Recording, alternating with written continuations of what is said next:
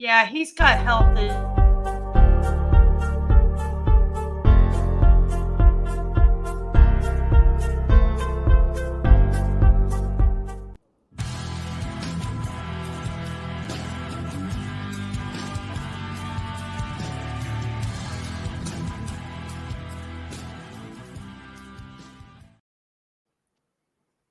Hey everybody, it is Mike with Riding in the Ozarks, and we have my good friend Bagger Bader here with us and the beautiful Firecracker, who is feeling a little bit under the weather. So if she seems out of sorts, she came home early today and took a nap and stuff and has not felt good. She started feeling sick the day we left Sturgis. So she actually did her famous 1K in a day while she was ill. She actually felt like she had a fever and stuff. Wow, that even more impressive. How was it, April? How was that iron butt? Good.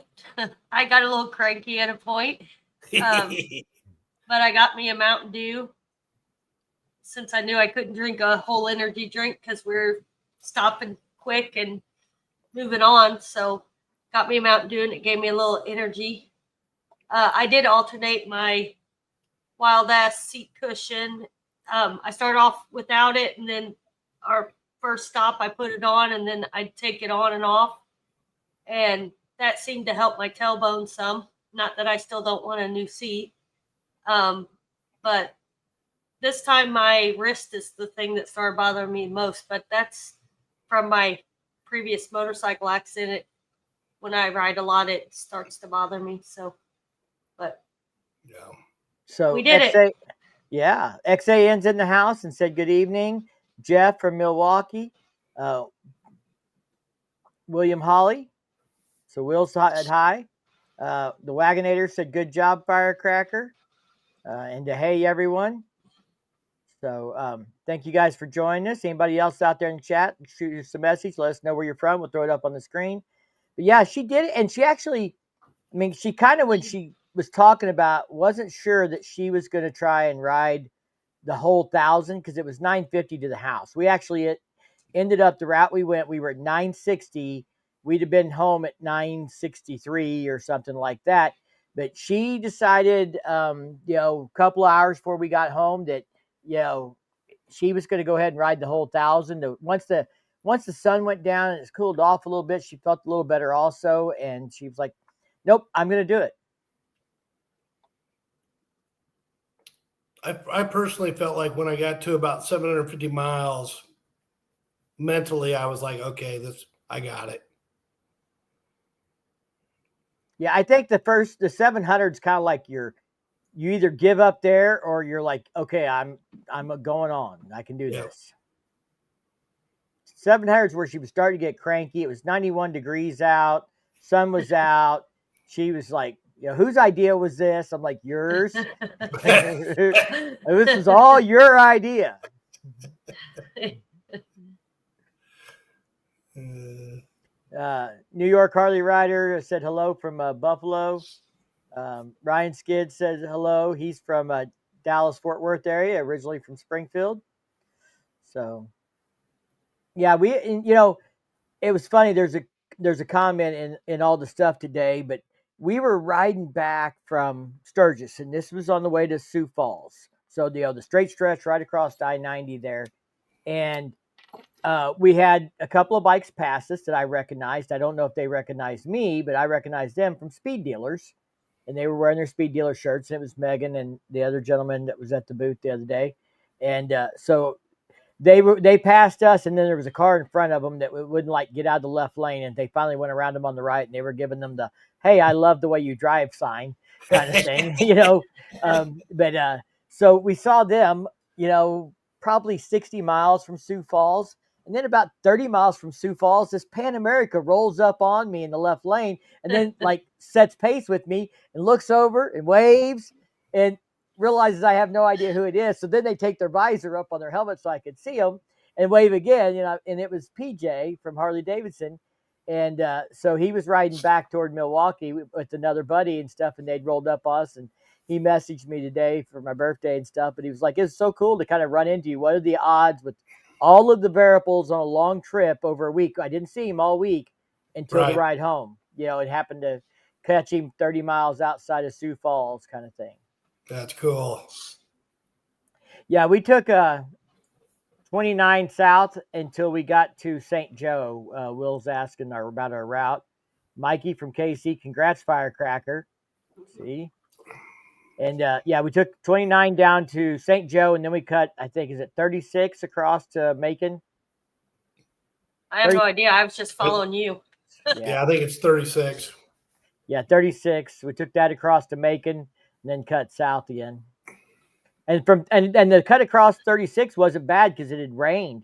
So right after we made it on the turn on the 36, I guess we were behind it, and the temperature dropped to like from 91 to 83. After I'd finally taken all of my jackets off and was in a t-shirt, it gets cool. And then, well, I originally took off my hoodie and wore my mesh jacket after we got going for a while because it started getting hot. And then I decided it's still too hot, so I took off my mesh jacket, and then we right into the cold, and I'm like, God dang it. So at Macon, I ended up putting my mesh jacket back on, and then it got hot again. Yeah, as soon as we turned south, we were no longer under whatever little front it was, and it turned back to 91 degrees. So Will said he's seen it somewhere on 29. I'm guessing, since he asked if we took 29, I'm guessing that's where he saw us at. And yes, Road Reality, today is my birthday. 29 again. Yeah.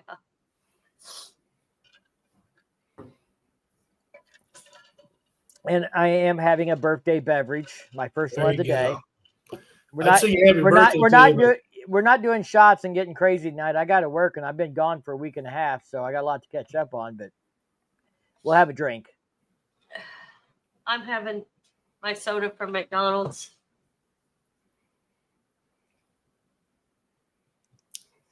So Steve, you want to go ahead and talk about what we were talking about? He said, I was on my way to Shelby, Iowa. Happy birthday, by the way. Thank you, sir. You want to talk about the Sturgis stuff a little bit that we were talking about before the show started? Sure. See, Wagonators were there. They could have some perspective. Yeah. I don't know if anybody else in the chat was in Sturgis, but Steve had a little different perspective than me. Not that one's right or wrong. I think a lot of it has to do with what you're doing, when you're doing it, where you are. But tell them about it, Steve. Yeah. So this year I, kind of made a point of interest to not speed, make sure I'm trying to obey the speed limits. I know that, this was my 7th time to go to Sturgis, and I know that law enforcement up there, they bring law enforcement in from all over the place, predominantly the 3 or 4 states around the South Dakota area, but they bring law enforcement in from all over. And so it's obviously a revenue producer, right? And so this year, kind of keep an eye on things. I just felt like there seemed to be a little bit more of an emphasis on speed traps. I don't know, I just seemed like I noticed more than maybe a little bit more than normal.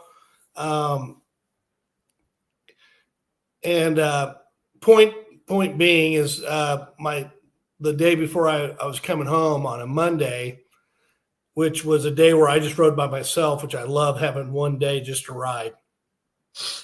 I was coming back from the Full Throttle Saloon, and when I leave there, I always look at the 65 mile an hour speed limit sign.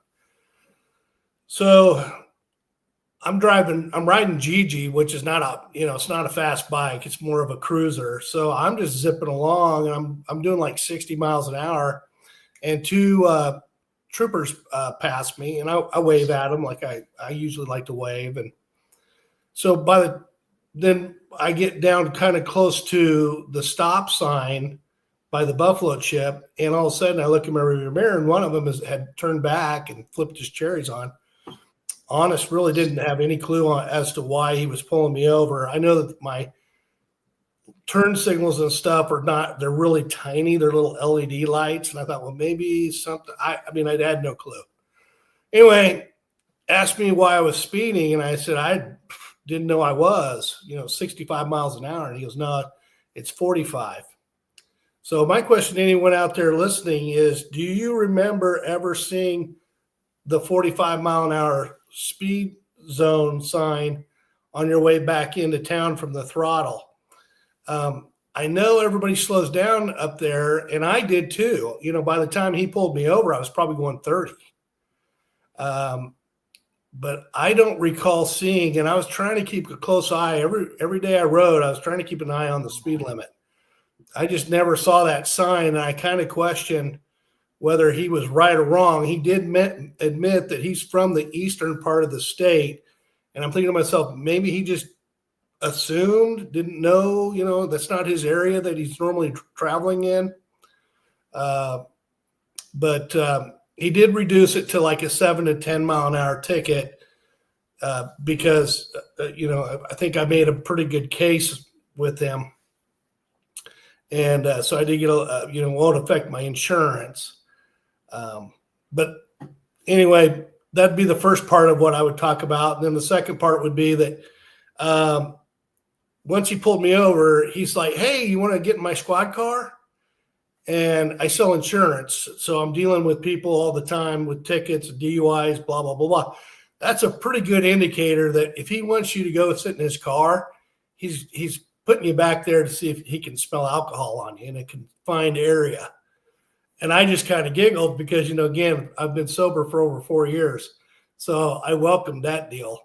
But I don't know. And then, so I just felt like there was a little bit more of an emphasis on law enforcement to try to find tickets this year.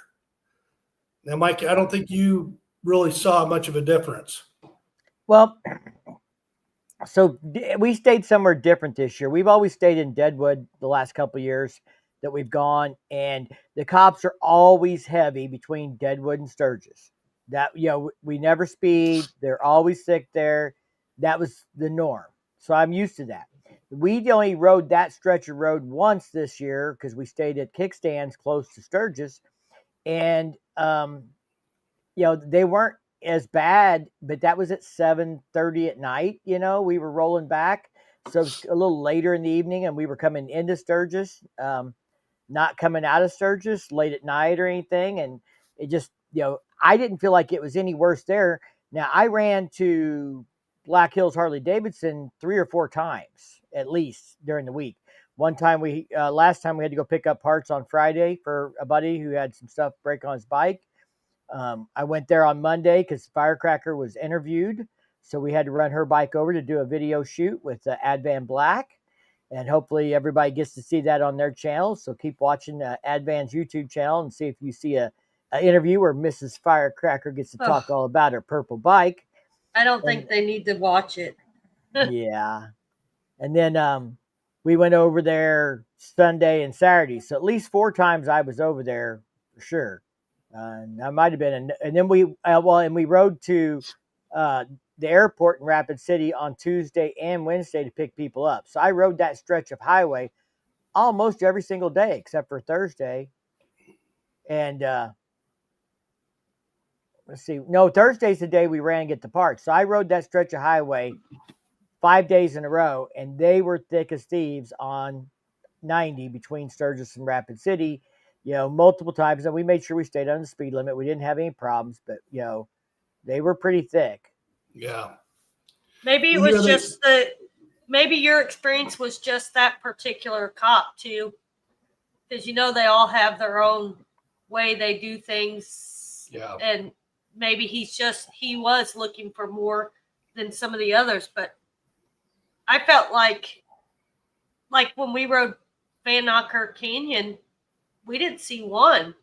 And usually we see a couple, especially when you're going around those curves going kind of down the hill. I didn't see any.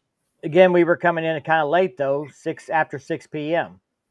So the canyon wasn't near as busy as it is at 2 o'clock in the afternoon. Photographers already gone, that kind of stuff. Lady Wagonator said they saw more cars stopped than bikes. I think there was more state troopers than normal. Yeah, it's an interesting thought because again, every year I go, you definitely see a large presence of law enforcement, and you know that going in. I don't maybe because I got pulled over, it's making me think that they were trying to target more. You know what I mean? Like I've always seen them there, but a lot of times they're just hanging out and trying to be cool, Yeah. and, on Main Chase Street and stuff. Chase got it right there. You look like trouble. Well, obviously, I mean, he Yeah. looks right at me and goes, "Hey, you want to get my squad car?" Yeah. And I'm thinking, "Yeah, I do. I think maybe Travis and Tracy were talking about out by Full Throttle and stuff because they went out there that there was, they felt like there was quite a bit, but I don't know. We didn't get out that far. So Zan said, I saw it, like more cops, I think is what he's saying here. That's what he observed via videos and what people were saying. So has anybody seen anything on the numbers about the size of the rally? Do you think they were maybe more cops because they were anticipating a bigger crowd being the 85th over, another year anniversary, even though it's a 5-year increment? It's not like the 75th, but still it's a 5-year increment. You think they were maybe anticipating a bigger crowd and brought in more law enforcement? I think that would make sense." And if you bring in more law enforcement, you're going to want to see a more return on your investment, meaning more tickets wrote to pay for their salaries. Yep, I'm sure they're being put up and given meals, and that costs money.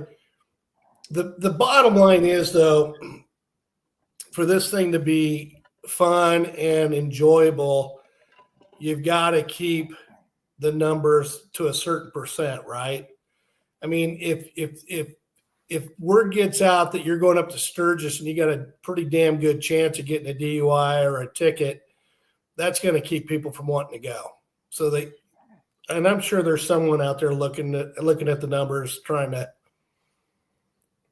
Well, I can tell you my point of view that I was disappointed. And a lot of people probably don't care, but I was disappointed. The Harley dealership's clearance was not anywhere like the last time we went. I mean, I felt like they had really good prices on clearance. And this year, like you were lucky to find something under $25. And I feel like in the past it's you were able to, and I felt like a lot of the places, I know one place we went to eat, you could tell they had made a special, redid their menu with different prices for the rally. Yeah. Because you could tell, um, I feel like they all raised their prices on food, and unless we got to those out of town bars like that we stopped at on that one ride with you, other than that everywhere was so expensive. Yeah. Our friend bought one of those hot dogs on the stick downtown. She orders it and the lady hands it to her and says that'll be $20. Yeah. And it was just like a corn dog. Yep. So we got a question back up here, and I don't want to ignore it, but we may wait a minute to get to it.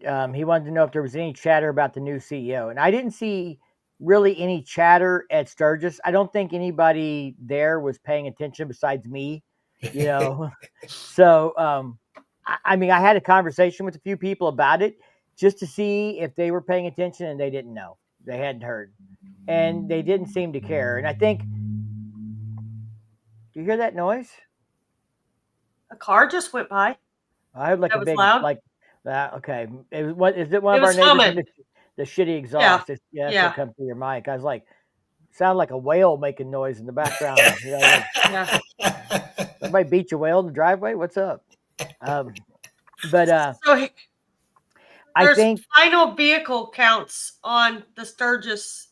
yeah, Patty sent me the thing just now. Okay. Total arrests for the 9-day period was 387. Last year was 634. So a lot less arrests, almost half. So either people were a lot better behaved or there were a lot less people there. Now, one thing that I think was different about this year than the years we've gone in the past is the weather. I mean, we had a couple of sprinkles on our way out of Missouri. And other than that, we didn't hit rain a single time. We had great riding weather all week long. And me and Bob from Bob and Tam's Adventures were talking. And I think there were a lot of people who were out riding more this year because the weather was good. Yeah. So they were out of town more. Except at night. Our first 3 days. Well, yeah, but during the day when people are riding. Arrests versus tickets, though. So everything was down. Arrest and tickets were down. That total of negative 277 is arrest and tickets. Well, I was one of them. God damn it! The number of people jailed was down from 172 to 142, but every category was down as a total for the week. So there's either. I was looking at the vehicle total they counted. Oh, I don't know that I saw that. It's on South Dakota Department of Transportation. 2025 total to date was 537,459, up 11.3%. So they said it was up 11%. I could believe that, but I think town was less busy. But I think that's because the weather was good and people went out riding and stuff. Yeah. But I don't know. Okay, so I've got something that I'd like to share. When I get home, I usually get home like Monday or Tuesday from the rally. I'll get on YouTube and I'll watch some of the live cameras on Main Street. Last year, when I was watching on Wednesday of the rally, so I'm already home, you could find a parking space on Main Street. Now, while I'm there, it's hard as hell to find a parking space. It's like, good luck. But by Wednesday, you could find a space. By Thursday, you could easily find a space. And Friday, pick wherever you wanted to sit, go wherever you want. This year was not that way. As I watched each day, expecting to see the same thing I saw the last year, Main Street stayed pretty damn full all the way even into Friday. So I'm thinking maybe the number, because while I was there, I didn't feel like I noticed a lot more people. It felt normal. But maybe and I thought to myself, if the numbers are greater than the last couple of years, it's going to be because maybe a second wave came in on Wednesday and stayed till Saturday. Well, there was a lot of bikes coming in when we were leaving Saturday. There was bikes headed there. There was some bikes there, but not anything like the second wave. I mean, in my opinion. So, and just answer Will's question real quick. The only hail I know of happened like on Sunday or whatever, the first weekend, and that happened up by Deadwood in the hills. I don't know of any. And Patty and Jerry got to see that good stuff, but we didn't see any of it. We weren't up there that day. Yeah. Thank you from Chris and Brian that said happy birthday. Do I feel like it was a record year? I don't feel like it was a record year, but I felt like it was different this year. Now, and Steve, this is what I was going to say about like a second wave coming in. We went downtown Friday morning, and our buddy didn't have a problem finding a parking spot on Main. And we walked over there, and there were spots here and there, but it was pretty full, but there were still spots. You could find a spot. I don't normally go downtown as much as we did this year, so I'm not as good a judge as you are on it as compared to what's been in the past. But driving through Sturgis, I felt was easier every time I drove through Sturgis than it was in the past. Like there was less traffic in Sturgis.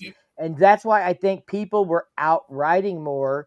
I think when it's rainy, people go down and go shop because they can go through the booths and stay inside for the most part. Right. You know, I think if the weather is super hot, even some people, like if it's 90s, people who are not used to that kind of heat will go find some place to sit in air conditioning, have a drink, get a meal, go shop, whatever, go in and out of places in the shade rather than being out riding in the furnace.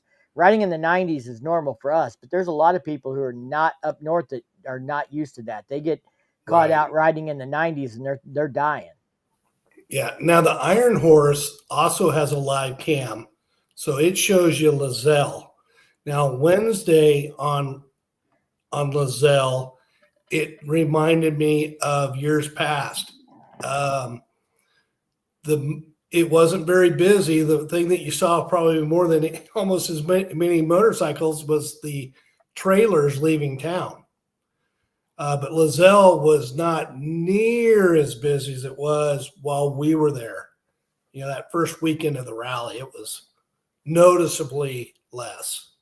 So Brian asked about the road construction from Deadwood to Hill City, and we only rode a part of that. We didn't ride the whole stretch from Deadwood because we cut across and took Van Ocker Canyon back. So I can't say that I know. I mean, there was some north of Hill City there that we did ride through where they were working on the sides and they had, heavy equipment out there. They'd been working on cutting a bluff out and things like that. And it was okay. I mean, we didn't have any real problems or anything. But we rode Van Ocker Canyon on Thursday, Wednesday night, kind of coming back in from Custer State Park, pretty late. But our campground on Friday morning, you could tell, I'd say over half of them had left by Friday night. A lot of them pulled out Friday morning. By Friday, at the end of the day on Friday, over half the campground, I'd say had left. I feel like a lot of them left on Wednesday and Thursday. And I wonder if that's a trend where they're doing what you're doing, Bagger, where they're coming earlier and leaving earlier. I've heard a lot of people that do that. You know, they break it up in segments. You either go in the first part because you want all the action and all the energy, and then some people prefer to go to the second part of the rally because it's kind of slowing down a little bit. You know, the party, everybody's a little bit partied out. Yep. Thank you, Jerry, for the happy birthday wish. And Brian, yes, she did 1,004 miles in 16 hours and 15 minutes of clock time.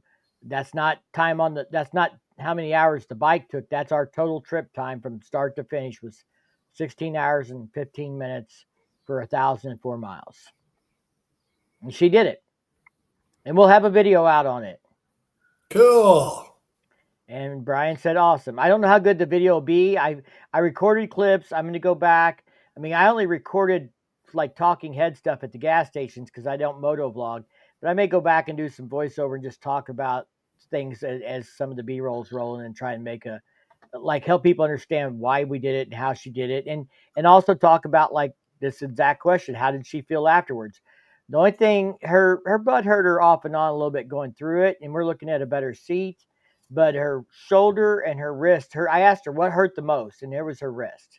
And she had a motorcycle accident where she had a wrist injury a few years ago, and that's what probably you said bothered you the most, hon? Yeah. And then your shoulders you felt kind of pinched up in, you said? It's not my shoulder. It's like I got a pinched nerve on my throttle side. But I get it all the time when I'm riding. So it's when I'm riding long rides, Tell them about your experience testing seats out at JP Cycles. And a huge shout out to all the vendors who show up at Sturgis and let people do exactly what she got to do. Test out something on her bike to see how she liked it, how it looked, how it felt. So everybody was bragging to us about the LaPera seats. I mean, all kinds of people are saying. So they were right next to, had us tits up there. So the guy had us pull my bike around and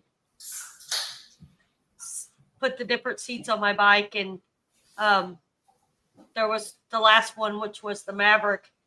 I instantly sat on it and was like, oh, it's totally different from what I've got.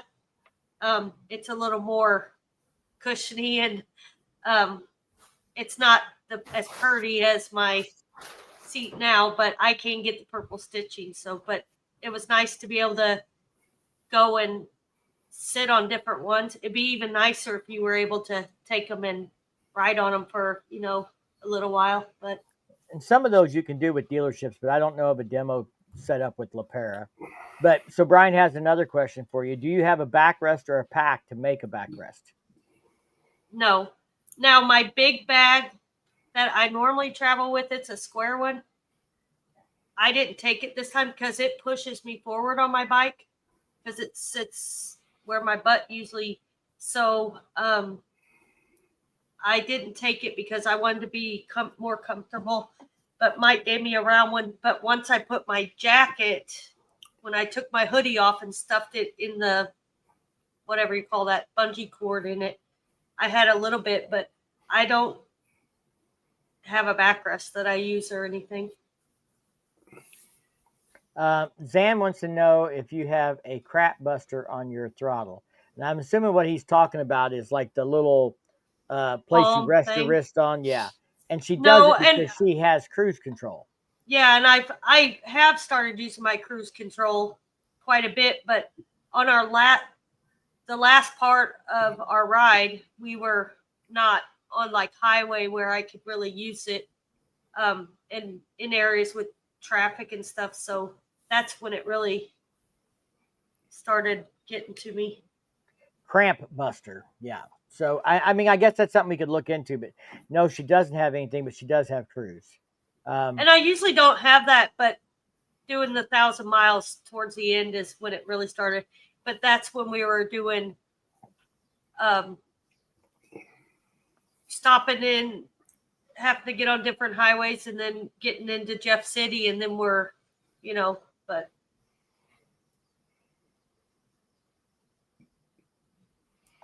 When you guys do your video, you guys will have to come up with one or two things each that you felt was either really important that you did or you wished you would have done. I would think that would be informative. Like what you should have done different? Yeah, maybe some insight on, hey, here, looking back, I wish I'd have done this, or. Well, I'll tell you when I got cranky at the one point, I'll tell you what was making me cranky. Because I see my husband up there with his cup holder and he's just pulling his bottle constantly and drinking. And I have no option to take drinks while I'm riding to keep my energy and my. So that is something I would do different.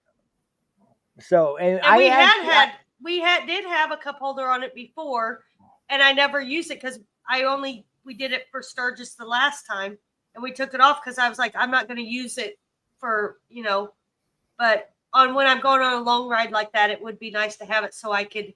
And at that time, I didn't feel as comfortable taking my hands off the bars that much. I've gotten way, like I will set my cruise and ride, and then I'll go back and switch hand, So I've gotten way more comfortable with doing that. So JL Doc said he's asked if I heard anything, and he's hearing Road King changes. And I will be doing a video about this soon.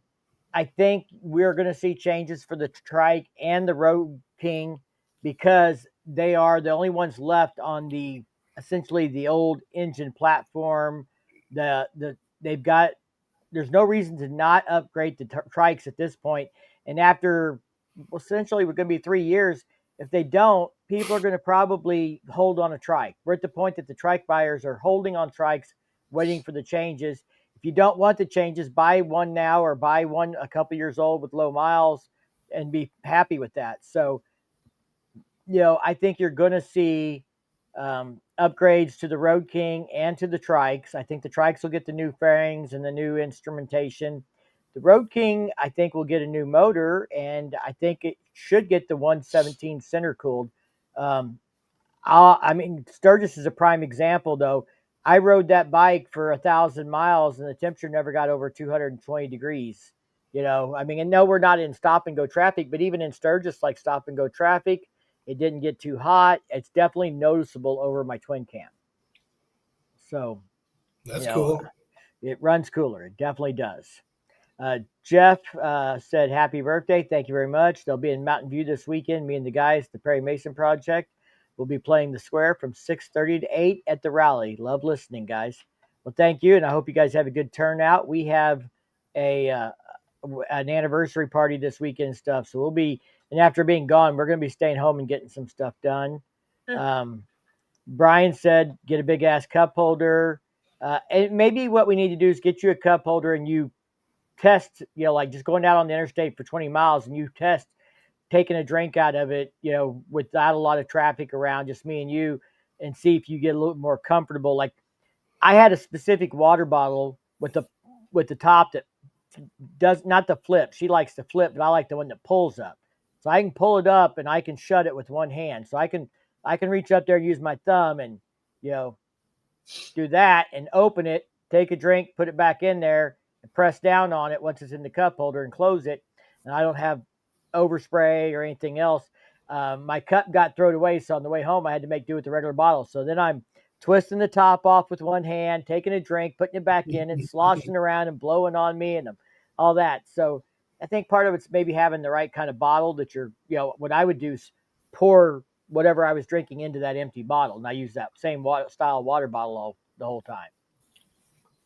But well, Xan says coffee, coffee, but that's a no for coffee. April because I will be peeing every 5 minutes. Yeah, that's a no. The mornings that we are going on rides, I'm not allowed to have. Well, I can, but I can only have a couple sips because otherwise we'll be stopping in 30 minutes down the road, and he gets aggravated at me. Now, was it just the two of you that did the iron butt? Because you were in a big group. No, Steve did it with us. Steve did it too. And Travis left with us, but he ended up moving on ahead, and he's, he lives further than us, so he's within 20 miles of doing an iron butt. I don't know his exact mileage, but he got home an hour ahead of us, but he lives 20 miles further out, so he's close to an iron butt. Same with Nick. Nick left the day before, and he did it straight through. So basically, 5 of us did within 20 miles of an iron butt. 3 of us absolutely did it. The other 2 were, I know, within 20 miles of an iron butt. So. All right, let me ask you this. For future reference, do you see yourselves, now that you've ridden all the way from Sturgis home, would you be willing to do it again? Is that an option? Well, I'd say I'm probably better prepared to know kind of what to expect, but you also gotta I think I also want to have the option, if I just don't feel like it, then I can get a motel room because I really was starting to feel sick. Saturday, I kept feeling like I was starting to run a fever. I had a cough. I kept coughing in like where my eyes were watering because I get a coughing spell and stuff. And really, I probably could have just pulled over, but if I would have been feeling worse the next day, so it's probably a good thing we didn't, because I just kind of went downhill. I ended up leaving work early today because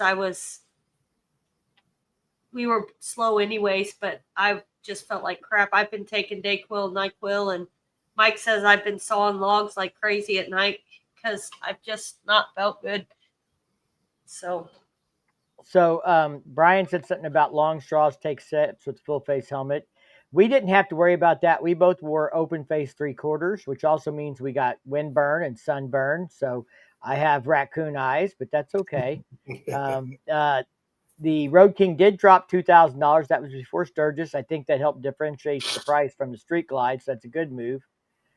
Chase likes to take sketchy one-handed drinks while in traffic a lot. Good job. Good job, Chase. He's the king of long distance rides. You want tips for long distance ride? Go watch his videos. So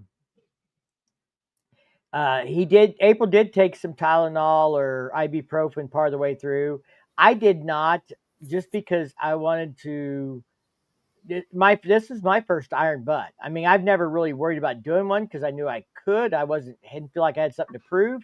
But so this is actually my first official 1K in a day iron butt kind of thing.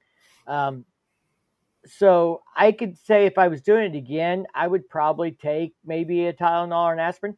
But I did it on what's considered a non-touring seat, like a day cruiser seat that I just got from Mustang.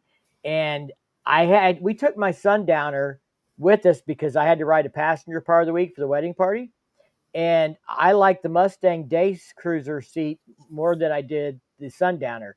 So even though I had the option of running a Sundowner touring seat home, I chose the Mustang Day Cruiser kind of style seat, with like the square back, kind of like a step up, and it is really good. I mean, I of course, I get a little squirmy at 900 miles and this and that, but if I took some Tylenol or something else, maybe I would have been even more comfortable. Right. But it was really good, and I've got to do a big deal on that. So Brian says I only drink water. I drink water, or like I drink Prime, which is like a hydration drink, low calorie, 25 calories. It's not pumping you up with a bunch of sugar, but keeps your electrolytes and that kind of stuff up. So I drank Prime and I drank water, and I didn't drink soda other than until late in the afternoon. And I think I probably needed the caffeine pick me up. I was wanting to feel like taking a nap. So when she got a Mountain Dew, I had a few drinks of it, and that was all I needed. But And I usually don't drink Mountain Dew, but I needed some energy. yeah. Coffee sounds terrible during an iron, but yeah, I don't drink coffee, so I don't have to worry about that. Keeps you awake at least. Mix it with Gatorade if you need electrolytes. That's quite a combination. Gatorade and coffee. Okay. Hey, Dave, thank you for the happy birthday, sir. Um, Shake it up with some beer and some powder baby formula in it. Total nutrition. Okay. That's a meal in the bottle. I think I'm going to do a different kind of meal, but okay. We did not do a log, and we did not fill out any paperwork. We didn't document anything. We're not trying to get any patches, and we're not paying $50 for a patch. We talked about this ahead of time, and she did not care about getting a patch or anything else. So we didn't do that because, to be honest, all that stuff slows you down, and it doesn't work very good with our workflow. So, like when we pull into a gas station, we fill both bikes at the same pump, same credit card. We don't keep separate. We had to do separate receipts for each bike, and turn the pump off, turn the pump back on. And when I'm filling the bikes up, she goes and has a smoke, gets a drink, walks, stretches, does those things while I fill the bikes. So it works better for us like that. And we were just able, like, when I'm done, okay, it's time to go. And she hops back on the bike and we're ready to go.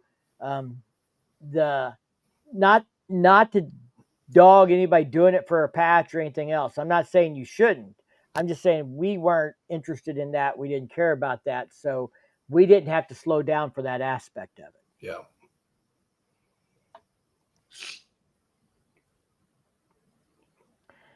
I like the fact that, like, as far as I'm concerned, my documentation is going to be this video. I zeroed the trip the night before and showed you everybody the date. Then the next morning when we took off, I took a little shot of the time and the date on the bike and the exit sign as we were like 4 or 5 miles from Sturgis or whatever. So nobody can say that we didn't start at Sturgis that morning. And I mean, I'm taking a shot of my phone, which you can't really trick the time on. It auto updates the time zone on and all that stuff. You'd have to, I mean, sure, somebody could fake something if they really wanted to, but if anybody doesn't believe we did it, then that's just on them. I don't care. We didn't do it for them, but we did it for her because she wanted to prove to herself she could do it. That was all. Yep. So, guys, what about Sturgis? Was there anything this year new, cool, something that kind of you thought that, hey, that was cool? Or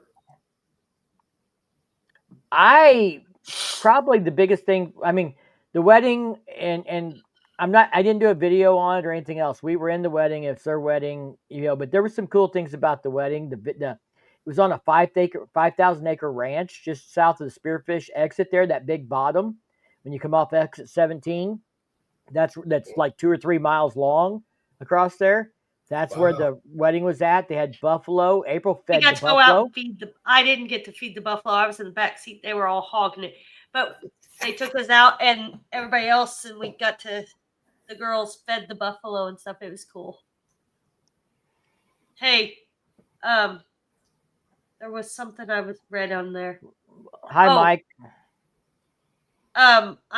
My next goal for this year is to reach 10,000 miles for the year, and I'm over I think I'm over 7,600 for this year. So I got to reach the 10,000 miles for this year, which I'm sure I'm going to make it.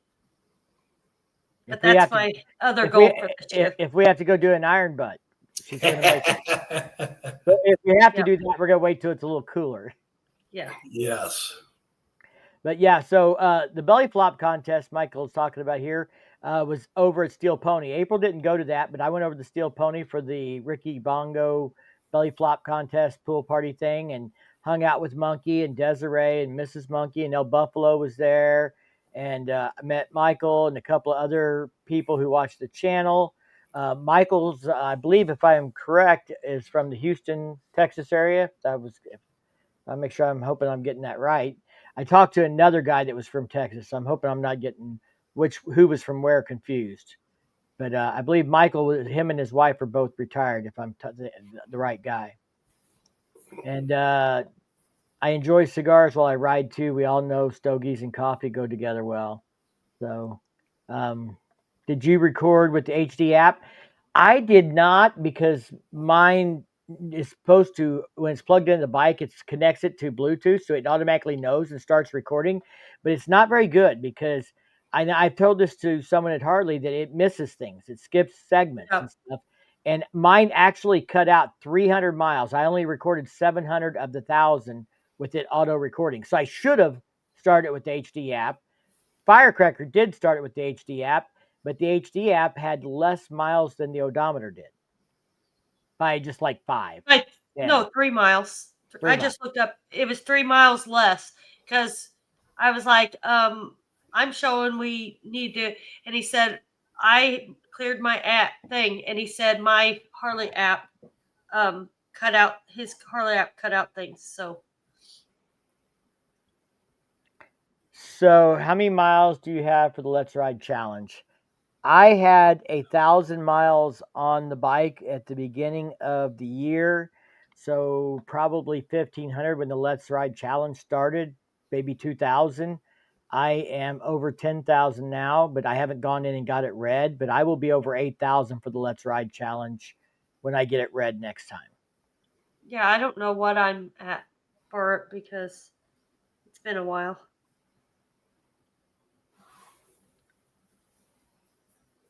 So, want to ride along to Milwaukee in September or go to Austin to King of the Baggers at Coda?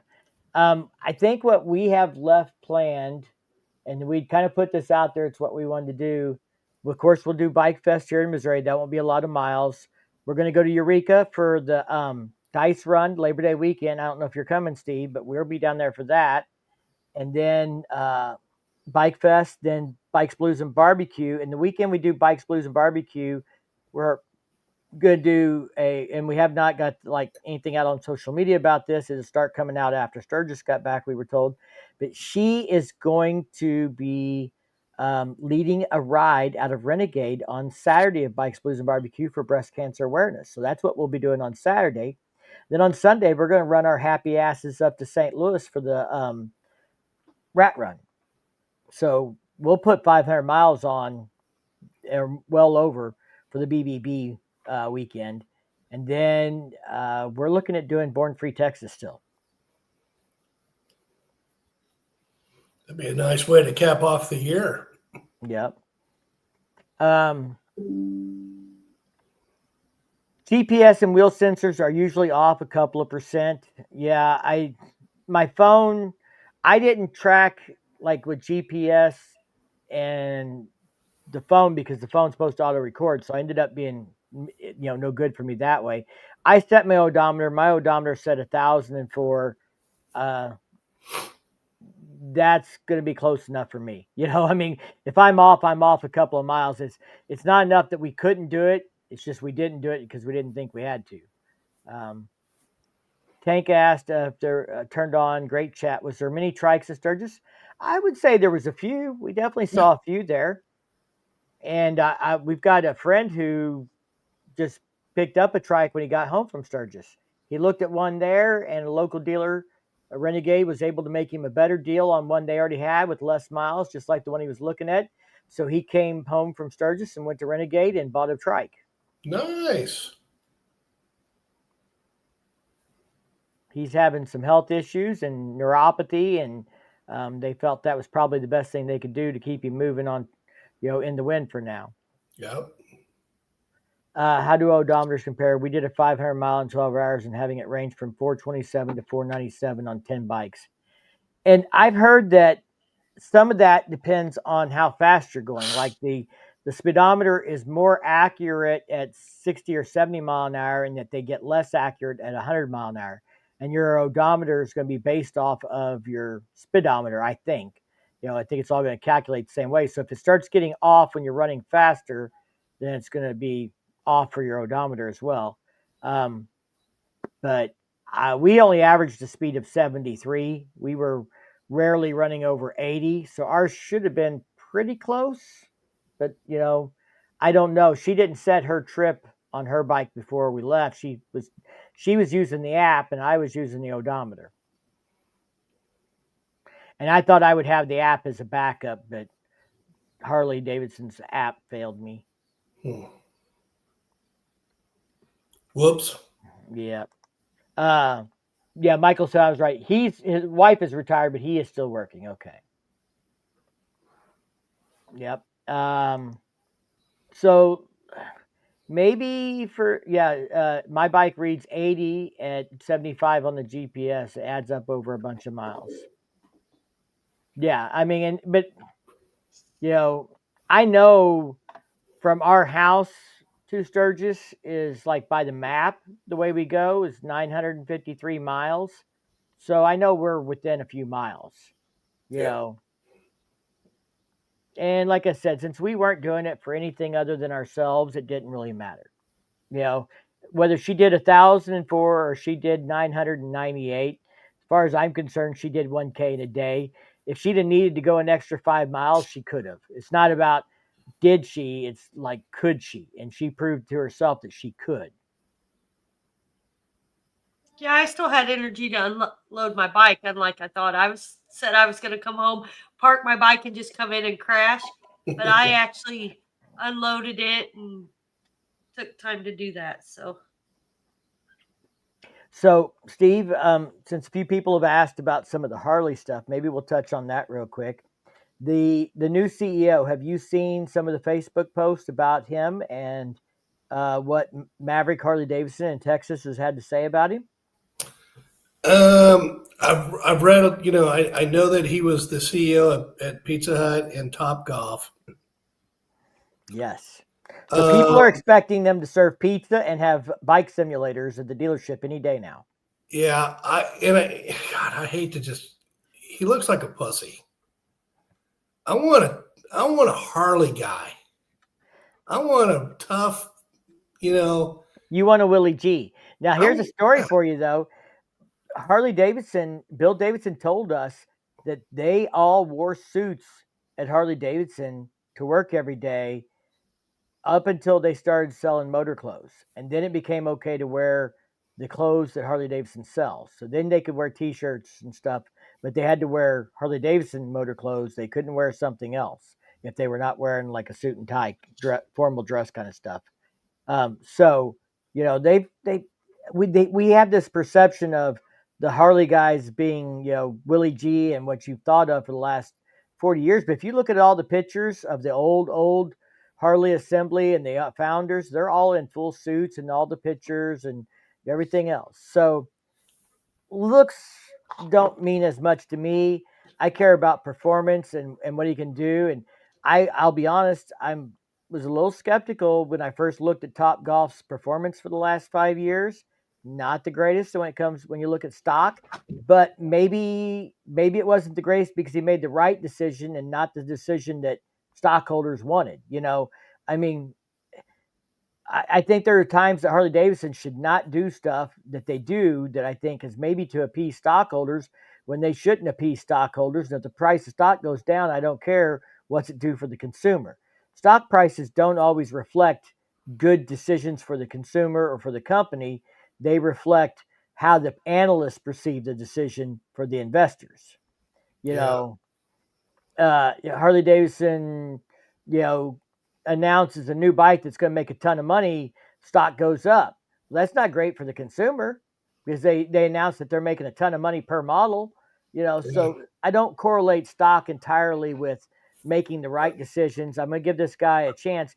What I thought was really funny and what I was kind of alluding to is, so an article came out on Facebook. I asked a dealer I know about this, and they sent me a link to it and said, "Have you seen this yet?" And it just came out after he was announced as CEO. So back in May, before anybody knew he was in the running for CEO or anything else, I mean, he probably knew, but nobody else knew. He went to a local Harley Davidson dealer in Texas, family owned, and kind of connected with someone there on the sales team or the fit team or whatever they call them. And he took the rider safety course. He did not have, I guess, experience riding motorcycles, but he took the Rider Academy course. And then during Sturgis, he bought a bike. Now, he was already announced as CEO. Somebody even asked me, so, well, why would he go buy a bike when he's going to get he can ride whatever Harley's got out of their fleet?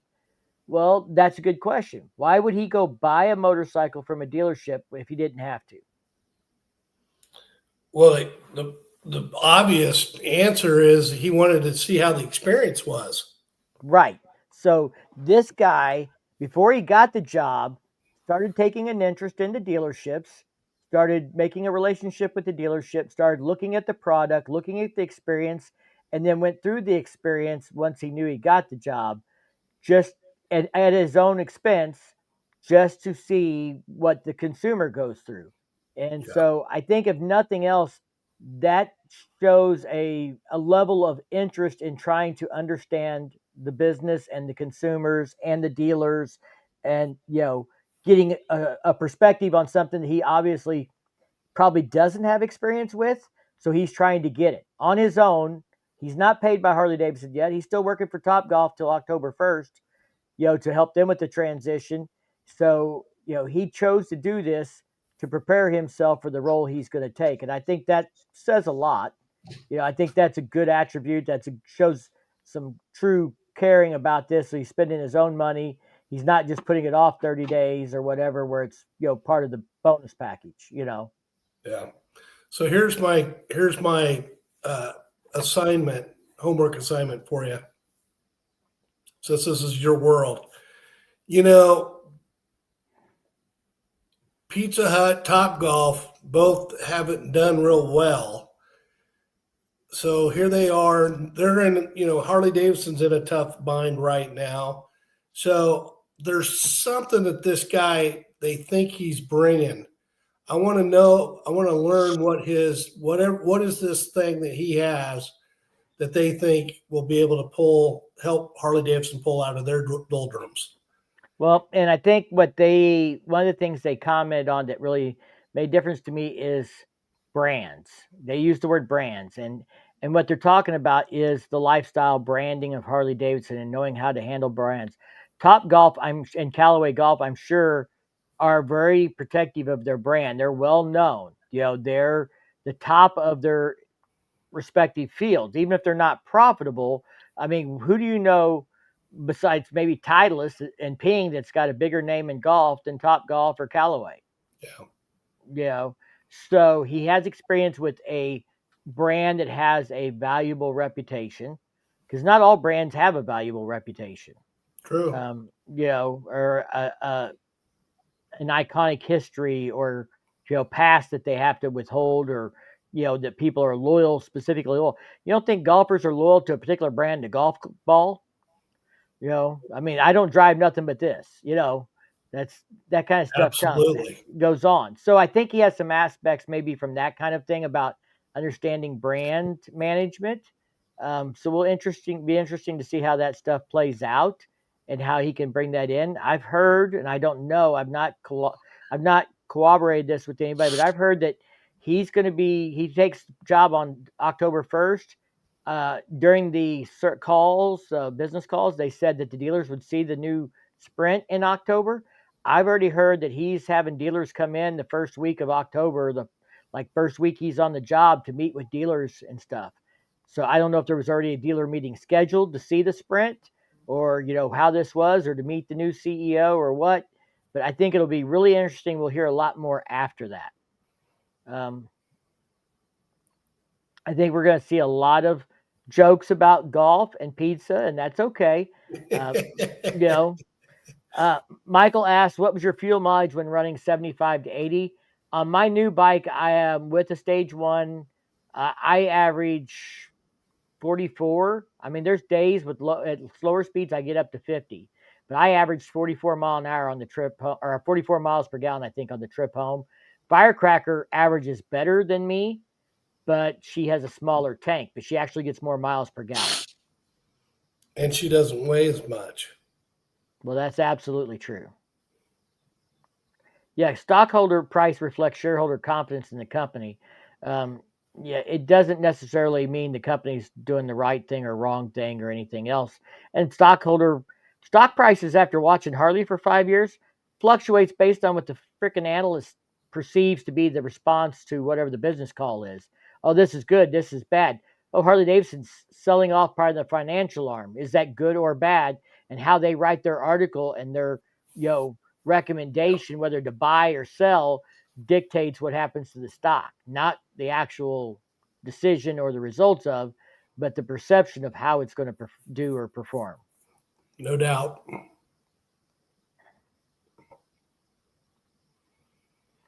Yeah, so Travis says he gets like 34 miles per gallon no matter what.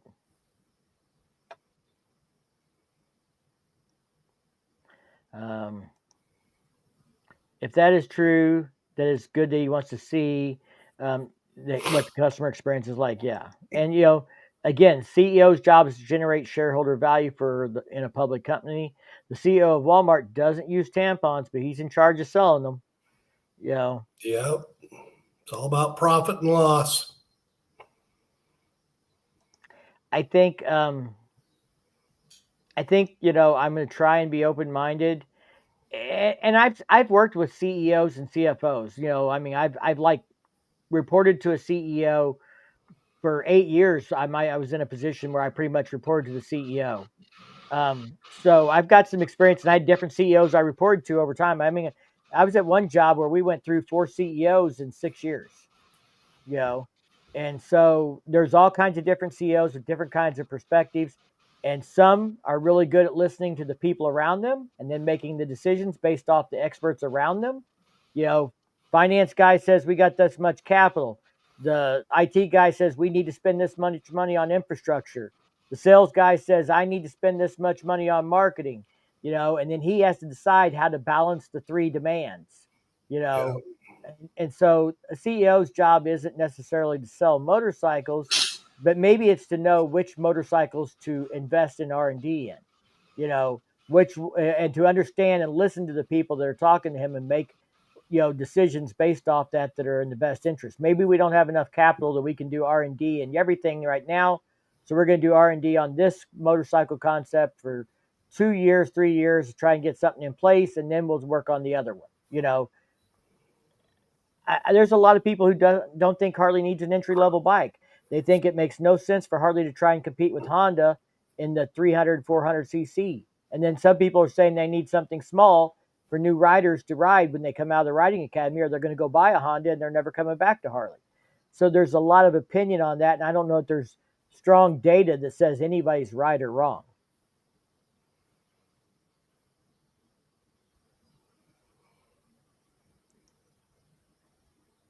Has Top Golf stock dropped over the last couple of years? Absolutely.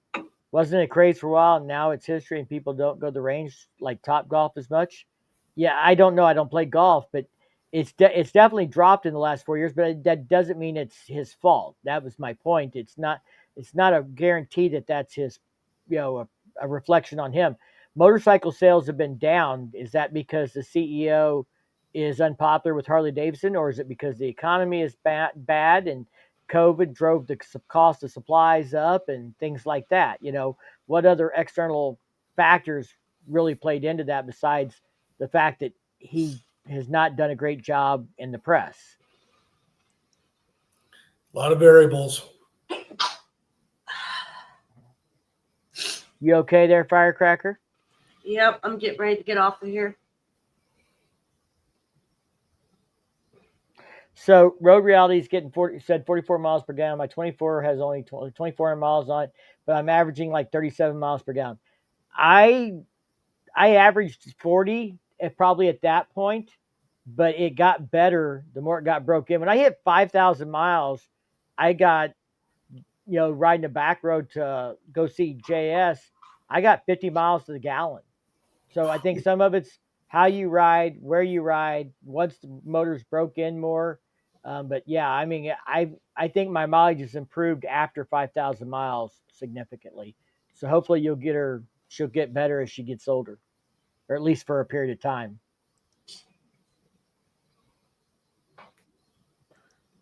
Stage 3, 122, averaging 38 since I had it installed this year with 10,000 miles. Yeah, I mean, and the more you hot rod one, usually the less mileage you get. My twin cam didn't get 40 miles to the gallon hardly ever, but I also couldn't keep my hand out of the throttle either. So some CEOs think they know it all, and then it all goes to hell. Yeah, I mean, a lot of it will depend on if he listens to the right people around him, and he can determine who the right people are. Yep. Yeah, fuel mileage, the terrain, how much hills you are. I get definitely, flatter ground like up there around South Dakota. I definitely get better mileage than when I get down into the Ozarks. I assume Top Golf could operate during COVID, which would pump up any recreational activity for a few years. Yeah, I mean, maybe, but maybe not. A lot of people, I don't know if they could operate or not. I can't say, there's not one around here, but I can't. A lot of people, when COVID happened, got into camping and four wheelers, and a lot of power sports stuff got sold. People were spending money on that, so maybe they got a new hobby, during that time frame that's taken away from golfing. Is golfing something you do with your buddies? And if you're not hanging out with your buddies, are you golfing? I don't know. I've got a Top Golf about 4 or 5 miles from my house, and when it first opened, I went a fair amount. I used to play a lot of golf before I started getting really heavy into motorcycling again, but it's pricey on top of everything else. And the next thing you know, you're kind of like, wow, I'm spending a lot of money on this. So I haven't been to Top Golf in the last 2, 3, 4 years. Economy. I mean, it's pricey. It's expensive. It is. If you were making more money, maybe it wouldn't feel as expensive. Maybe so. If all your other expenses weren't as high, maybe it wouldn't feel as expensive. It's hard to say.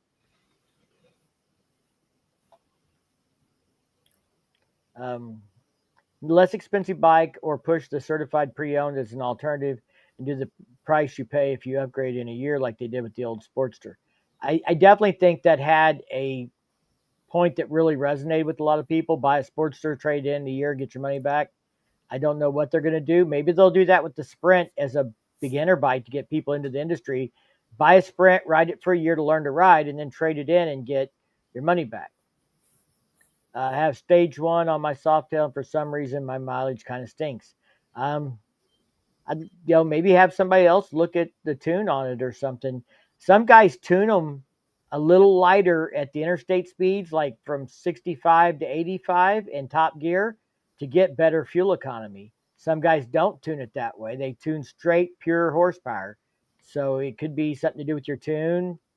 Mine's an auto tune, so nobody else has a say in it besides Harley Davidson, whatever they've pre-programmed in the auto tune to do. Yep, it was good to see you too, Ken.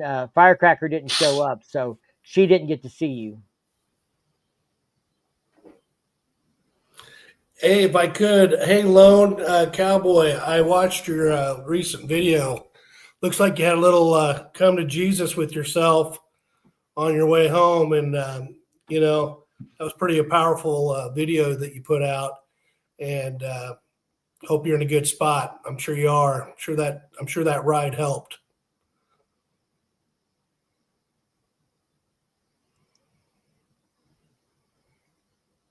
Travis is a 2011 with the 96 inch. So yeah, depending on what kind of tuner they used or what it has, I can't say, but you might have somebody look at the tune on it, and they might be able to get you a little better economy.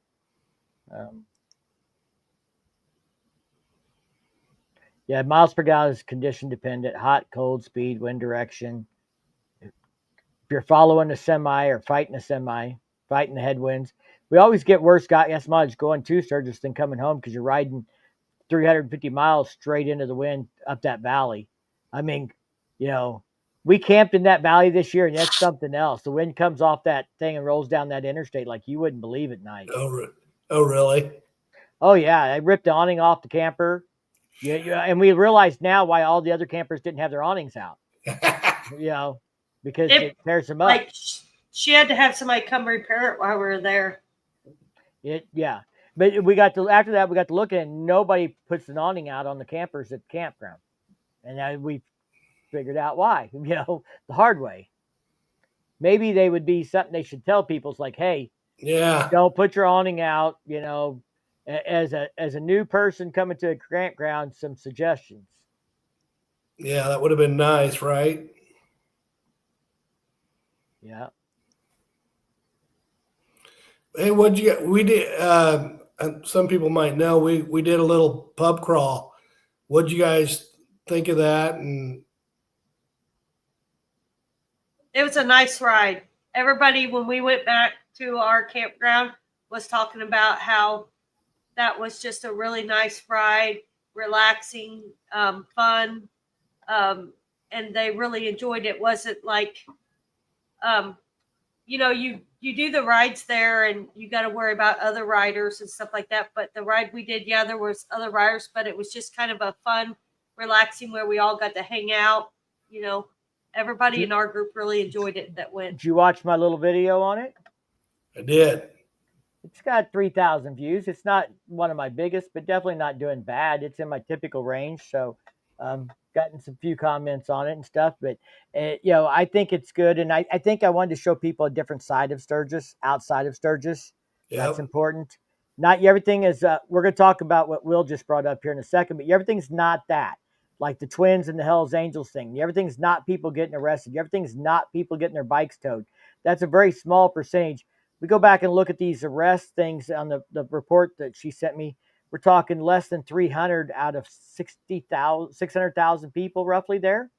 So that's a very, very small percent. Well, most of it's, one thing they showed, do not park your bike in the yellow painted areas. Well, that should be common sense for you.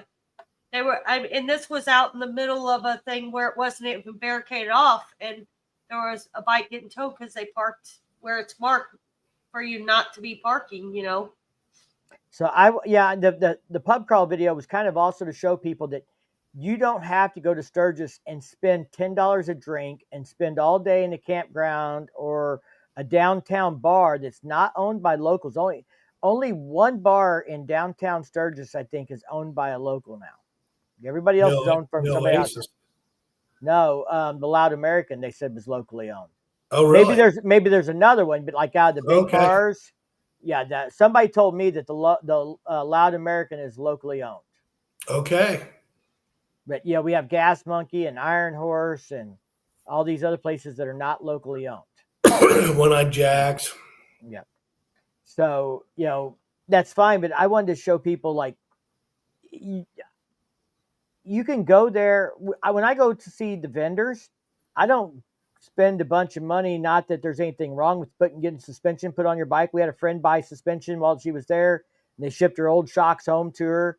I've had friends get bars put on there. There's nothing wrong with that because it's a great opportunity to sit on something and try it out and see how it fits, just like with the seat thing. But the prices for the bars and stuff like that are usually discounted, or you get a free install. It's usually just as cheap or cheaper to get it done there as it is to get it done at home. The bike parts thing, I think can actually be a good deal for you. My problem is the $20 corn dog and the $14 for a slider, and the $10 and $12 drinks, and that stuff is like, I guess if you want to be downtown and experience downtown, then you pay that. And we did. We bought a drink at the Iron Horse. We bought something to eat while we were downtown. But it's not something I would do every day. And I wanted to show people that there's another side to it where you can Yep. go get $5 cheeseburgers. And, we ate in Rapid City and had a whole meal for $10, a half-pound hamburger, you know. So you don't have to spend those kind of prices to go there and have a good time. So I Bader gotta Bader, think- have you ever been there like at the end of the rally, like Friday? No, I always go a couple days before the rally starts, and then I usually end up leaving Monday or Tuesday of the rally. Well, just like I mean, I feel like in the past, even all the t-shirt vendors downtown would lower their price from the 3 for 35 or the 3 for 40, and they'd lower it more.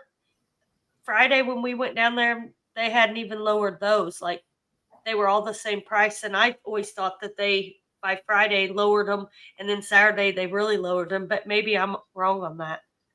So we'll get into this Twins thing. Do you guys all know what the Twins video is? Yeah. Steve, have you seen it, the Outlaw Twins? No, if I have, it's not clicking. It's two jackasses dressed up as bikers, and they are wearing like white and black flannel shirts all the time with the vest and a headband, and they call themselves the Outlaw Twins. Okay. Well, they're always bad mouthing 1% clubs, particularly HA, and they've made jokes about the Mongols and other clubs. I mean, straight out like F you in them on video. Okay. Jesus. Yeah, it's all over Facebook Reels and So TikTok. if you just go search Outlaw Twins on Facebook, you're going to see all this stuff. So these guys have been doing this for a while, I guess. I didn't pay any attention to them. And to be honest, I watched a couple of the videos, but my suggestion is if you get that video, don't watch it. Because all you're giving these guys is the publicity they want. They're doing this for clicks.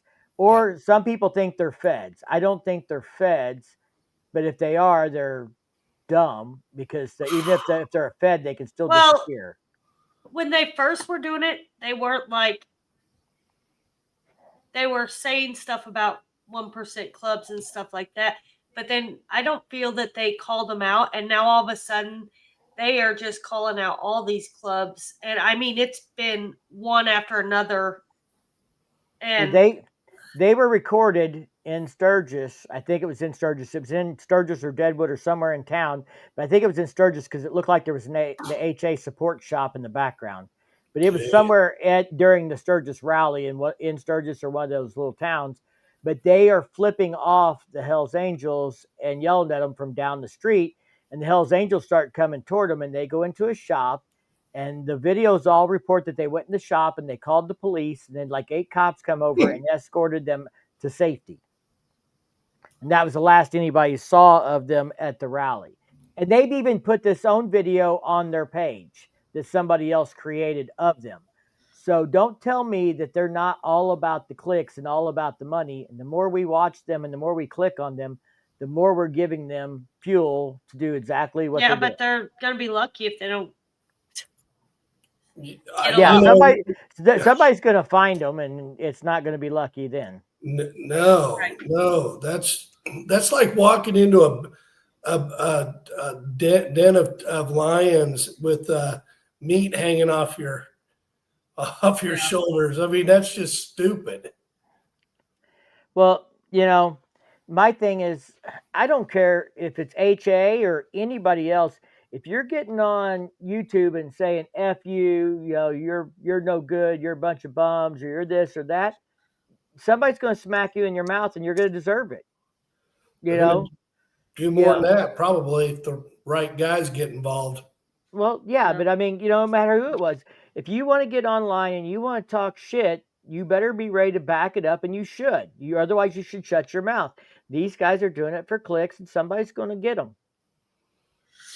I think they need to be educated a little bit on the bear that they're poking, because it doesn't sound like they understand. I'm sure.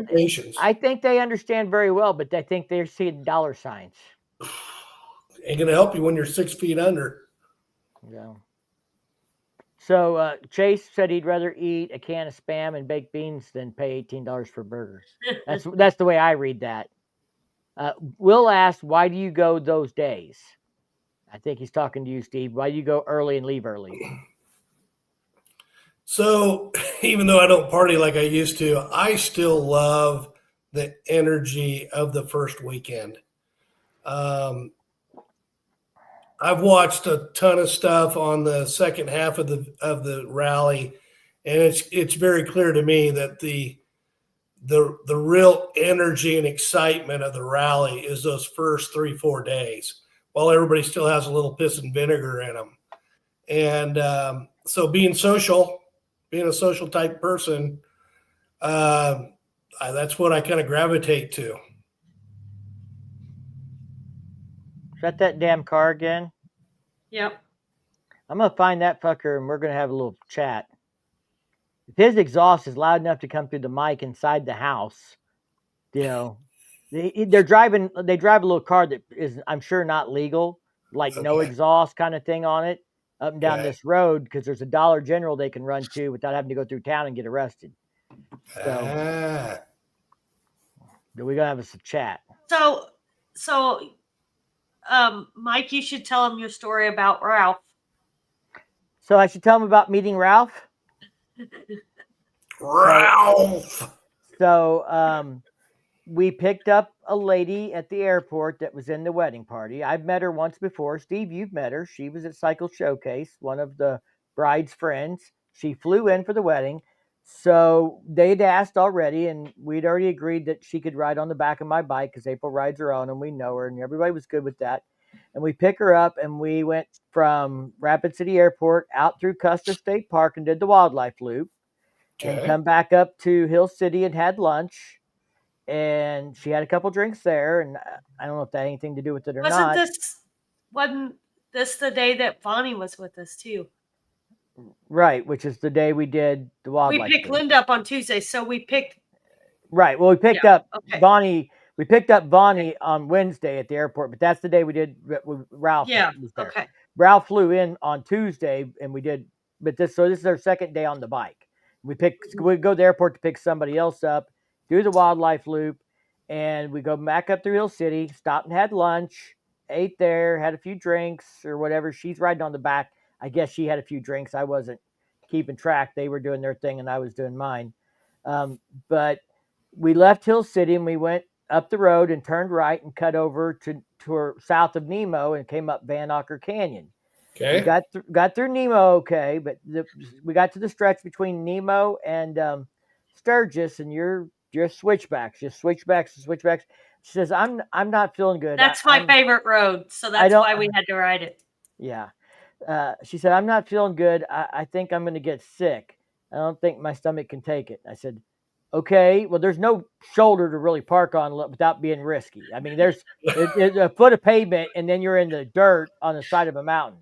And so I'm like, well, I'll look for a place to pull over, but there's no place I can safely pull over right here. Just try and hold on. And because there's usually every few miles a little pull off or something.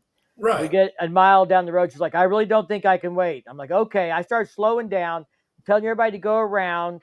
And I was just going to pull off, but I wanted to get the group behind me safely around me. And as the last bike goes by, I see a T intersection sign. I'm like, hang on, I'm going to jump onto the side of the road here to this T intersection. And as I'm 20 feet from the T intersection, here comes Ralph, all down the side of my bike. All down by White Street Glide. Of course, I just kept going. I was having fun. I waited at the gas station for him. I didn't know what was going on. Yeah. Did she puke on you? Not on me. Maybe I might have got a little bit on my pant leg or something down there. Yeah. But I didn't get anything on my jacket or anything like that. She turned her head, but all down the saddlebag, all over the right saddlebag, real bad. Exhaust, crash bar. Was she able to clean it for you? I had a bottle of water in the saddlebag, so we rinsed it off real good. And then when we got to the gas station, she bought me another big bottle of water to rinse it some more. So we got it cleaned off before it got burned in. Did she pay to get the bike detailed after that? No, but she probably would have if I'd let her. Yeah. She offered to pay for gas and everything the whole time she rode. She was very nice about it, and she was very apologetic. Yeah. But I don't let too many other people clean my bike, so Yeah. I mean, shit happens. yeah. I don't know if it was drank too much and then she what. doesn't. She hadn't drank, but maybe one drink. She gets car sick, and she's so only been on a bike. It's been years, and I don't think she had been on one very much. But I think it was just probably never on a road like Van Ocker Canyon either. Right. Hey, I good love thing you that didn't road. ever on, Needles or Iron Mountain. Well, you'd go a lot slower. We didn't have no traffic True. on Van Ocker, so we were rolling 45 to 60 through there. True. Maybe 65 even, since we didn't have any cops anywhere. But we were rolling pretty. I'm not probably the slowest guy to ride with, So from now on, when somebody asks if somebody can ride on the back of my bike, we're gonna have questions. Do you get car sick? Do you know how to, swallow your tongue and hold it if you have to, whatever. But yeah, it was an That's too experience. bad. First time I've had someone puke because of my motorcycle riding. Well, and I didn't know what he was doing. He waved. I was right behind him. He's telling me to go. So I thought he was just trying to slow down so he could get behind all of us and maybe do some filming and then come up beside us. So I just kept going through. I was just going through those curves because I just love that road. And Travis is right behind me, him and Tracy. And I didn't see the rest of them coming, but I just kept going because there's no really where. And I'm sorry, I'm having too much fun. So we got to the gas station. We're sitting there. I pull up thinking he'll be right behind me. So I pull up to the gas pump and I'm waiting. And then some club group of guys pulled in. So I thought, well, I'll just move until he gets here.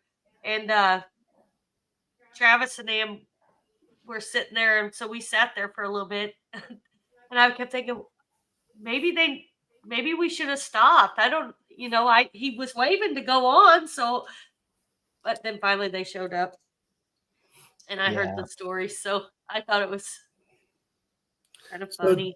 So Tuesday, when I was headed out of town, I ran through Rapid City probably just after 12. And I pulled over to get some gas just past the city. And the reason I'm bringing this up, you probably won't have an answer for me, but I thought it was interesting. I noticed that there was cops, like 3 or 4 cops, all at different corners of that off ramp and over by the gas station. And I thought, man, that's kind of weird. What are all these cops doing? So as I'm filling up, all of a sudden, I see the sirens or the cherries going, and they barricaded off the road, the exit ramp, so that you could only turn right to head toward Rapid City. Everything else was shut off. You couldn't go any other directions. Cops were in front of the road there. And then here came a ton of bikes, led by police, motorcycles, and I thought, well, maybe that's Nome, because I think Christy Nome. I know Christy's been there last couple of years, and I wonder if maybe this was her coming in. I don't know. Did you guys hear of anything on Tuesday? Any big group runs or anything? Did you hear? Well, there's a couple like charity runs and things like Woody does like a Legends ride or something, Right. the Buffalo Chips. So I don't know which one it was or what it was, but there's Yeah. a couple of rides. So what made me think this is odd is just the fact that I was already kind of out of town. I was probably 5 miles east of Rapid City, and I'm thinking, who would start a ride out here, out in the middle of nowhere? Now there's a base, right? There's a military base kind of over that way. Yep. Well, maybe it was, yeah. Just curious. Yeah, Thrashing did one from Sturgis to Deadwood, but I wouldn't think they would be over by Rapid City. You did that one, didn't you?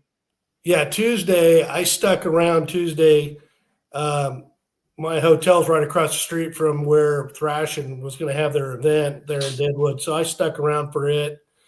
Met some influencers over there. That was kind of cool. And then, so about 11:30, I took off. But yeah, that was just from Sturgis back up to Deadwood. We prefer content creators, Steve. Excuse me. There were some content creators there.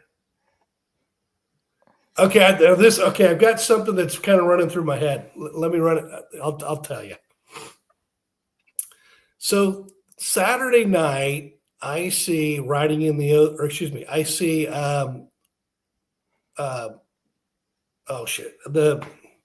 Lance Senior and Two-Lane Life. I see Two-Lane Life at my hotel. I've been visiting with Lance's wife, Laura, on the phone because she works customer service at Thrashing because I've had some issues. And I mentioned to her, I said, hey, I'll be at the Franklin. I know you guys stay in Deadwood. Maybe I'll run into you guys. If I do, I'll say hi. So lo and behold, they're sitting in the lobby of my hotel when I come in. So I went over and introduced myself, and I'm chit-chatting, and I go over to Galen, and I say, hey, Galen, me and Mike from Riding in the Ozarks. And he's like, oh, hey, he goes, I met him in Wisconsin, Milwaukee. And I go, yeah. I said, we might be heading out to California next year and do a run. I'd like to kind of pick your brain about a route and stuff. And he was like, oh, yeah, that's cool. So I said, yeah, my YouTube channel is Bagger Bader. Well, he just gets a kick out of it, right? And I start to explain. He goes, I get it. So Tuesday, when I'm meeting all these influencers, I see Luke Leatherman from Fueling, the company Fueling. And I say, hey, Luke, I like you when I see you on the channel, I like your persona and everything. And he goes, oh, thanks, man. And I said, yeah, I've got a small channel. It's called Bagger Bader. And he goes, oh, we were talking about you all through dinner last night. And I'm thinking to myself, what? So then I'm like, you did? And he's just kind of looking at me, and I go, well, I hope it was good. And he just never gave me any face, didn't say. And I'm thinking, what the hell are these guys talking about? So I probably look like a jackass. I don't know, but yeah, I don't know. I mean, I thought it was funny though. Boy, oh my God, I'm the center of your dinner conversation. Wow. Well, at least they know your name now. I got 188 subscribers. I mean, I've got a powerhouse of a channel. You know who's getting close to 1,000? Firecracker? JS.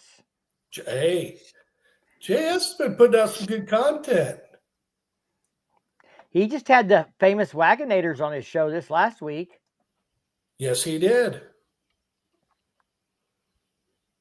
In fact, I messaged JS a day or two ago on his last video. At the very end, he has a very funny comment, and I got to admit, I laughed my ass off. Jay's got a great sense of humor. I think he does. He does. I think he just needs more exposure. He does. He's got some unique, quirky humor. Yeah. Anybody that doesn't know Jay's channel, I just threw a link out there. Yeah. So, anything anybody else wants to talk about? The questions have kind of died down in the comments. We've talked Sturgis. I guess we could talk about what's next real quick. For me, it's going to be the dice run. Steve, are you coming to the dice run? I don't have plans of doing that, but you know how that usually turns out. Like when you said, Steve, are you going to the spring rally at Lake of the Ozarks? And I'm like, I guess I am now. Yeah. Well, yeah. I mean, if you decide you're going, let us know. It's Labor Day weekend, Brian, at Eureka Springs. The Switchback Bar does a dice run on Sunday, and so one reason we like it is we can take Saturday to ride down there and ride and do things. Oh, I thought we were going down Friday after work. Well, if you want to go down Friday after work, we can. Just joking. I'm just joking. Just another motel room you have to pay for. No, you're paying for them, not me. I'm 4. Well, then we're going down Saturday morning. I figured I already was looking at Saturday morning. So, but I'd rather ride when it's cool. Yeah, so if anybody wants to meet up, maybe we meet at like Renegade and then ride down from there together or something. So Okay. if you are coming or anybody else in the area is thinking about going, reach out to us. Maybe we meet up at Renegade at a certain time and pull out of there and ride down, spend the afternoon riding and just doing stuff around Eureka Springs. And Okay. We then haven't Sunday booked our motels yet. and then Sunday do the dice run and head back. But we could take a fun ride into Eureka Springs. We're coming back Monday, aren't we? Yeah, we'll come back Monday. Okay. Sunday we'll do the dice run and hang out in Eureka Springs again that night. Okay. And it's nice because it's not a huge crowd. There'll be 50 or 100 people on the dice run, but it's not like a rally crowd. So, Jeff won't be so busy at the cat house that he can't visit and say hi, and sit down and have a conversation, that kind of stuff. So, yeah. It won't be so busy you can't get a place to park. Right. Bozeman said something about riding with us that weekend, hon. So I asked him if he had to work or what. So we'll have to get a hold of him and find out. And then we have Bike Fest. Bike Fest. Will said we need to come hang out on a Friday some night. Yeah, we do. But we've just not been home a lot of Fridays. Or we have stuff going on like this weekend. We have an anniversary party on Saturday, so Friday night we're helping get ready for that. But we have Bike Fest, and then we have we're going to try and put a local ride together for a friend that is having some health issues and try and help raise a little money for them. And then the weekend after that is something else. Oh, Shovel Fest. Then the weekend after that is Bikes, Blues, and Barbecue. And then 2 weeks after that is Born Free Texas. Bike Fest. Now Shovel Fest? Shovel Fest is 2 weeks after Bike Fest. That's why we were going to do the benefit run the week in between. The 27th? Yes. I know that in Kansas City we got a big, I think it's going to be a big event. The weekend before Bike Fest is going to be Chopper Fest here in Kansas City. And I think it's going to be a big turnout. Yeah, is it the weekend before? Because I have it as the weekend after. It's the weekend before Lake of the Ozarks Bike Fest. I'm pulling it up now. Yeah, it's the 6th. Well, that's wrong. I think this is wrong. I had it as originally the weekend of Bike Fest, and then I heard it moved to the weekend after. Well, okay, so maybe I'm wrong.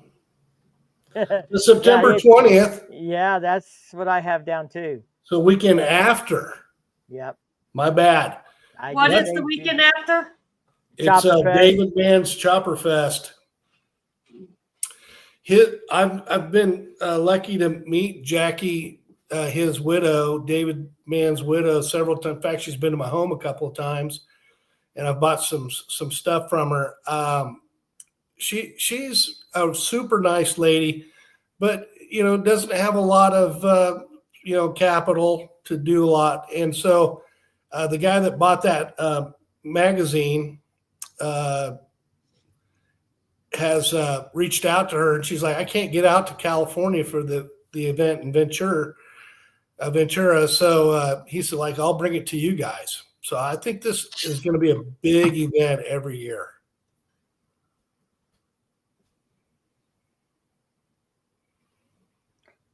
So, Brian, we get a few chips given to us. April got a few brought back from like Alaska that we didn't ride to. Her parents went and brought them back to us. But Jonesy, I am sorry we didn't catch up in South Dakota, but I'm sure you're going to be coming through the Ozarks and we can have lunch. Probably have more fun, doing that anyway. But maybe try to do it a day that April can go have lunch too. Yeah, April wants to come have lunch with us, Jonesy. So we'll have to figure that out and give her a little more notice. Will said we need to come up to shop and hang out on a Friday.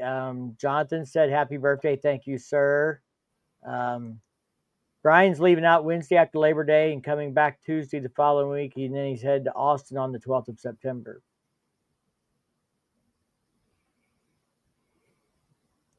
One a Dubai or a Singapore?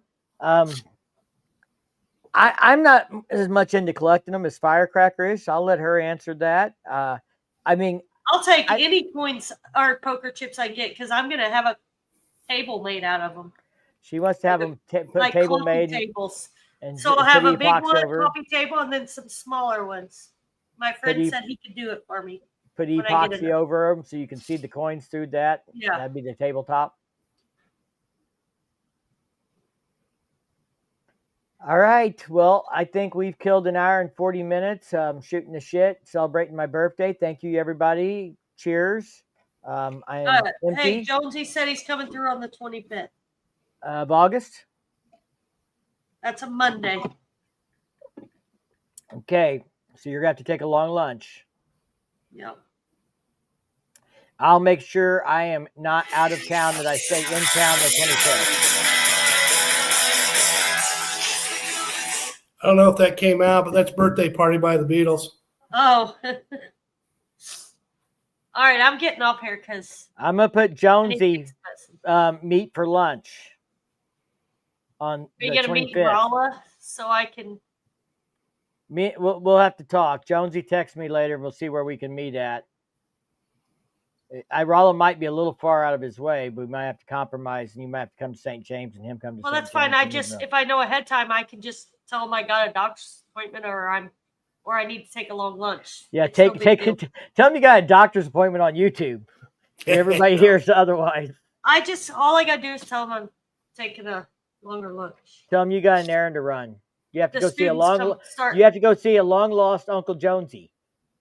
The students start coming back. Yeah. So. Thank you for the birthday wishes, Jeff, Michael, everybody that came in. Brian said he could always leave them at Renegade for us to pick up. So yeah, if you want to leave something at Renegade for us, most of the salespeople there know us. I mean, Addie or Dominic or Red in the parts department knows me real well. Of course, several of the sales guys know us. Brandon Flack is working there as a sales guy now. He also has some people follow him on Facebook and social media. So yeah, you could leave something for us there if you just said, hey, put in the bag, say this is for Riding Ozarks. I'm sure someone will put it up for us. All right.